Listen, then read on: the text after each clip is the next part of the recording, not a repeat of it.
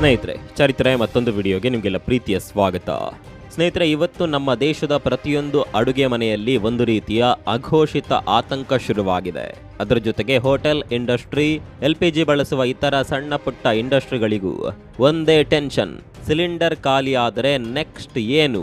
ಎಮರ್ಜೆನ್ಸಿಗೆ extra cylinder book ಮಾಡುವ plan ಇಟ್ಕೊಳ್ಳೋಣ ಅಂದ್ರೆ ಸ್ಟಾಕ್ ಇಲ್ಲ, ಬುಕ್ಕಿಂಗ್ ತೆಗೆದುಕೊಳ್ತಾ ಇಲ್ಲ.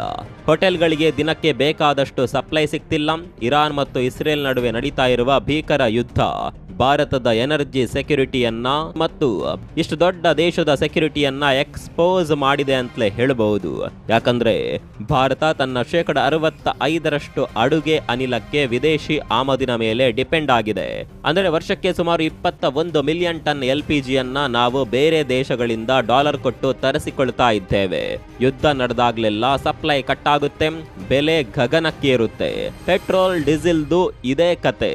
ಆದರೆ ಇಷ್ಟೆಲ್ಲ ಕಷ್ಟಗಳ ನಡುವೆ ಒಂದು ಭರವಸೆಯ ಬೆಳಕು ಕಾಣಿಸಿದೆ. ನಮ್ಮ ದೇಶದ ವಿಜ್ಞಾನಿಗಳು ಒಂದು ಅದ್ಭುತವಾದ ಕೆಲಸ ಮಾಡಿದ್ದಾರೆ. ಗಲ್ಫ್ ರಾಷ್ಟ್ರಗಳ ಮೇಲಿನ ನಮ್ಮ ಈ ಪೆಟ್ರೋಲಿಯಂ ಅವಲಂಬನೆಗೆ ಫುಲ್ ಸ್ಟಾಪ್ ಇಡಬಲ್ಲ ಒಂದು ಪವರ್ಫುಲ್ ಐಡಿಯಾ ಈಗ ರೆಡಿಯಾಗಿದೆ. ಅದೇ DME ತಂತ್ರಜ್ಞಾನ. ಏನಿದು DME? ಇದು ನಮ್ಮ ಅಡುಗೆ ಮನೆಗಳ ಗೇಮ್ ಚೇಂಜರ್ ಆಗುತ್ತೆ. LPGಗಿಂತ ಕಡಿಮೆ ಬೆಲೆಗೆ ಪರ್ಯಾಯ ಗ್ಯಾಸ್ ಸಿಗುತ್ತಾ? ಎಲ್ಲವನ್ನ ಇವತ್ತಿನ ಈ ವಿಡಿಯೋದಲ್ಲಿ ಡೀಟೇಲ್ ಆಗಿ ಹೇಳ್ತೀವಿ ನೋಡಿ.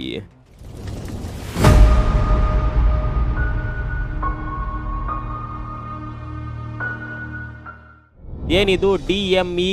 LPGಗೆ ಪರ್ಯಾಯ ಅಸ್ತ್ರ. ಸ್ನೇಹಿತರೆ, ನಾವೀಗ ಬಳಸ್ತಾ ಇರುವ LPG ಅಂದ್ರೆ ಲಿಕ್ವಿಫೈಡ್ ಪೆಟ್ರೋಲಿಯಂ ಗ್ಯಾಸ್ ನಲ್ಲಿ ಹೆಚ್ಚಾಗಿ ಪ್ರೊಪೇನ್ ಮತ್ತು ಬ್ಯೂಟೇನ್ ಅನ್ನುವ ಅನಿಲಗಳಿರುತ್ತವೆ.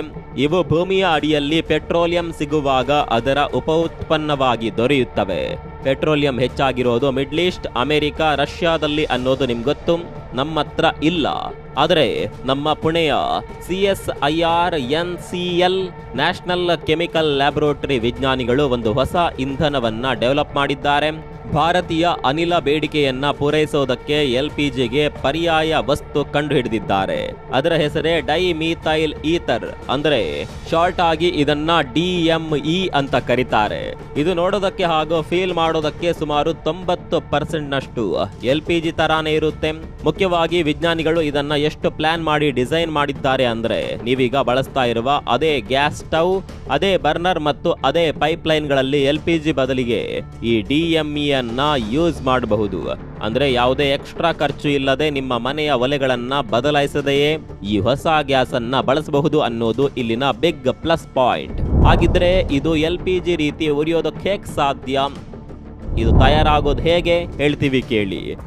ಸ್ನೇಹಿತರೆ, ಈ DME ಅನಿಲ ತಯಾರಿಸೋದಕ್ಕೆ ಕಚ್ಚಾ ತೈಲದ ಅವಶ್ಯಕತೆ ಇಲ್ಲ.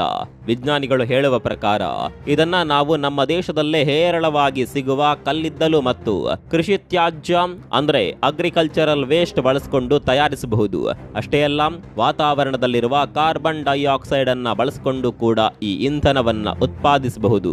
ಪ್ರಮುಖವಾಗಿ ಮೆಥನಾಲ್ ಅನಿಲದಿಂದ ಈ DME ತಯಾರಾಗುತ್ತೆ. ಈಗ ನಾವು ಪೆಟ್ರೋಲ್ ಡೀಸೆಲ್ಗೆ ಮಿಕ್ಸ್ ಮಾಡ್ತಾ ಇರುವ ಎಥನಾಲ್ ಜೊತೆ ಇದನ್ನ ಕನ್ಫ್ಯೂಸ್ ಮಾಡ್ಕೊಳ್ಬೇಡಿ. ಮೆಥನಾಲ್ ಬೇರೆ, ಎಥನಾಲ್ ಬೇರೆ. ಎರಡು ಕೂಡ ದಹನಶೀಲ, ಅಂದ್ರೆ ಬೆಂಕಿ ಕೊಟ್ರೆ ಉರಿಯುವಂತಹ ಅನಿಲಗಳು. ಜೋಳ, ಕಬ್ಬಿನಂತಹ ನೈಸರ್ಗಿಕ ವಸ್ತುಗಳಿಂದ ನಾವು ಎಥನಾಲ್ ಅನ್ನ ತೆಗೆಯುವಂತೆ ಮೆಥನಾಲ್ ಅನ್ನ ಕೂಡ ತೆಗಿಬಹುದು. ಜೊತೆಗೆ ಲ್ಯಾಬ್ ನಲ್ಲಿ ಕೃತಕವಾಗಿಯೂ ಕೂಡ ಉತ್ಪಾದನೆ ಮಾಡಬಹುದು. ಆ ಉತ್ಪಾದನೆಗೆ ಬೇಕಾದ ಸಂಪನ್ಮೂಲಗಳು ಭಾರತದಲ್ಲಿ ಬೇಕಾದಷ್ಟಿವೆ. ಇದರರ್ಥ ಏನು? ಅರಬ್ ದೇಶಗಳಲ್ಲಿ ಏನಾದರೂ ಬಿಕ್ಕಟ್ಟು ಉಂಟಾದ್ರೂ ನಮ್ಮ ದೇಶದ ಅಡುಗೆ ಮನೆಗಳಿಗೆ ತೊಂದರೆ ಆಗದೆ ಇರುವ ತರ ನಾವು ಸ್ವಾವಲಂಬಿ ಆಗಬಹುದು. ನಮ್ಮ ಗ್ಯಾಸ್ ಅನ್ನ ನಾವೇ ಮ್ಯಾನುಫ್ಯಾಕ್ಚರ್ ಮಾಡಿಕೊಳ್ಳುವ ಶಕ್ತಿಯನ್ನ ಈ ಟೆಕ್ನಾಲಜಿ ಕೊಡುತ್ತೆ. ಹಾಗಂತ ಈ DME ಅನ್ನೋದು ಸುಮ್ಮನೆ ಕೆಮಿಕಲ್ ಮಿಕ್ಸ್ ಮಾಡಿ ತಯಾರಿಸುವ ವಸ್ತುವಲ್ಲ.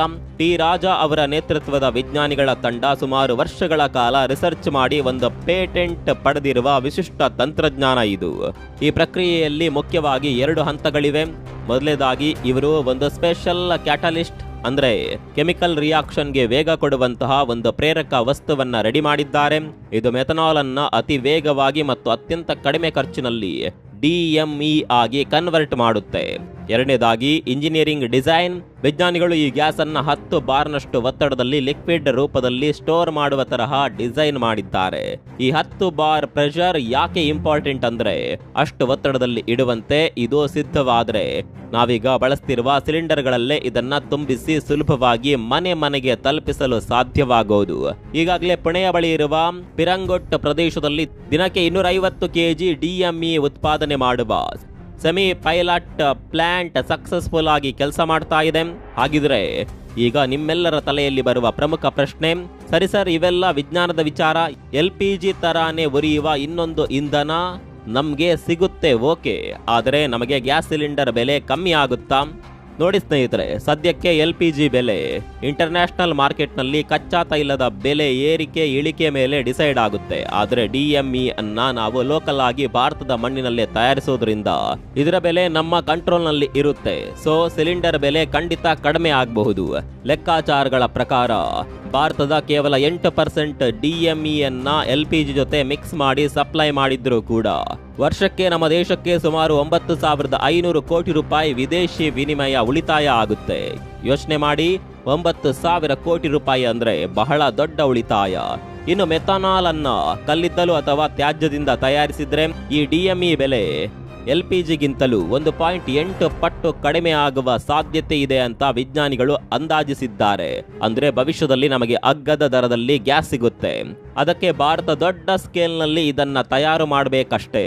ಒಮ್ಮೆ ನಾವು ದೇಶೀಯವಾಗಿ ಮೆಥನಾಲ್ ಉತ್ಪಾದನೆಯನ್ನ ದೊಡ್ಡ ಮಟ್ಟದಲ್ಲಿ ಶುರು ಮಾಡಿದ್ರೆ ಈ DME ತಂತ್ರಜ್ಞಾನ LPGಗೆ ಪೂರ್ಣ ಪ್ರಮಾಣದ ಪರ್ಯಾಯ ಆಗೋದ್ರಲ್ಲಿ ಡೌಟೇ ಇಲ್ಲ. ಇದು ಕೇವಲ ಅಡುಗೆ ಮನೆಗೆ ಅಷ್ಟೇ ಅಲ್ಲ, ದೊಡ್ಡ ದೊಡ್ಡ ಕೈಗಾರಿಕೆಗಳಿಗೂ ಇಂಧನ ಒದಗಿಸುವ ಶಕ್ತಿ ಹೊಂದಿದೆ. ಸೇಫ್ಟಿ ವಿಚಾರದಲ್ಲಿ ಇದು LPG ಹಾಗೂ ಎಥನಾಲ್ಗಿಂತ ಸ್ವಲ್ಪ ಡೇಂಜರ್ ಅನ್ನುವ ಕಾರಣಕ್ಕೆ ಇದನ್ನ ಸೇಫ್ ಆಗಿ ಬಳಸೋದೇಗೆ ಅನ್ನೋದಕ್ಕೆ ರಿಸರ್ಚ್ ನಡೀತಾ ಇದೆ. ಹೀಗೆ ಒಂದಷ್ಟು ಟೆಕ್ನಿಕಲ್ ಸಮಸ್ಯೆಗಳನ್ನ ನಾವು ಗೆದ್ರೆ LPGಗೆ ಪರ್ಯಾಯ ಮಾರ್ಗ ಸಿಕ್ತು ಅಂತಲೇ ಅರ್ಥ. ಸದ್ಯಕ್ಕೆ ಇದು ಪರೀಕ್ಷಾರ್ಥ ಹಂತಗಳನ್ನ ಮುಗಿಸಿ ಕಮರ್ಷಿಯಲ್ ಆಗಿ ಬರಲು ಸಿದ್ಧವಾಗ್ತಿರುವ ರಿಪೋರ್ಟ್ಸ್ ಇವೆ. ಸೊ ಕೊನೆಯದಾಗಿ ಪುಣೆಯ CSIR NCL ವಿಜ್ಞಾನಿಗಳು ಕೊಟ್ಟಿರುವ ಈ DME ತಂತ್ರಜ್ಞಾನ ಭಾರತವನ್ನ ಇಂಧನ ಕ್ಷೇತ್ರದಲ್ಲಿ ಮಾಸ್ಟರ್ ಮಾಡುವ ಚಾನ್ಸಸ್ ತುಂಬಾನೇ ಇದೆ. ಸೌದಿ ಅರೇಬಿಯಾ, ರಷ್ಯಾ ಅಥವಾ ಇರಾನ್ ಮೇಲೆ ಕೈ ಚಾಚುವ ಬದಲು ಕಸದಿಂದಲೇ ರಸ ತೆಗೆದು ಇಂಧನ ರೆಡಿ ಮಾಡ್ಕೊಳ್ಬಹುದು. ಈ ಐಡಿಯಾ ಹಾಗೂ ಟೆಕ್ನಾಲಜಿ ಬಗ್ಗೆ ನಿಮ್ಗೆ ಏನನ್ಸುತ್ತೆ? ನಿಮ್ಮ ಅನಿಸಿಕೆಯನ್ನ ಕಾಮೆಂಟ್ ಬಾಕ್ಸ್ ನಲ್ಲಿ ತಿಳಿಸಿ. ವಿಡಿಯೋ ಇಷ್ಟ ಆಗಿದ್ರೆ ಲೈಕ್ ಮಾಡಿ ಮತ್ತು ಶೇರ್ ಮಾಡಿ.